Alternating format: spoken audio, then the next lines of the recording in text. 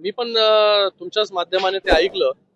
मला वाटतं वारंवार शिंदे साहेबांवरती बोलून प्रसिद्धी मिळवायची आणि मी तिथे ऐकलं की बाबा काय कल्याण लोकसभेमध्ये देखील जे आहे हे खासदाराला माझी करून टाकेन आणि एकही महानगरपालिका जी आहे ती निवडून येऊन देणार नाही.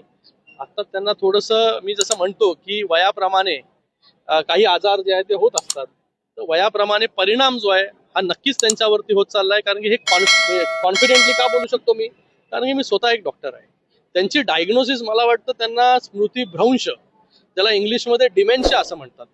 त्याच्यामध्ये माणूस विसरतो, मागे झालेल्या इतिहासामध्ये झालेल्या गोष्टी विसरतो, तो थोडा चिडचिड करतो, त्याच्यानंतर त्याची दिशाभूल जी आहे ती लगेच होऊ शकते, व्यक्तिमत्वामध्ये बदल घडतो.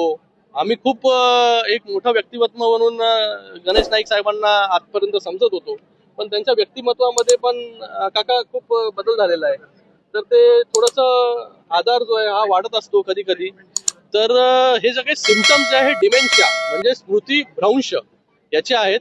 हा आजार जो आहे हा तुम्ही पूर्णपणे बरा नाही करू शकत, पण त्याला कंट्रोल करू शकता. हा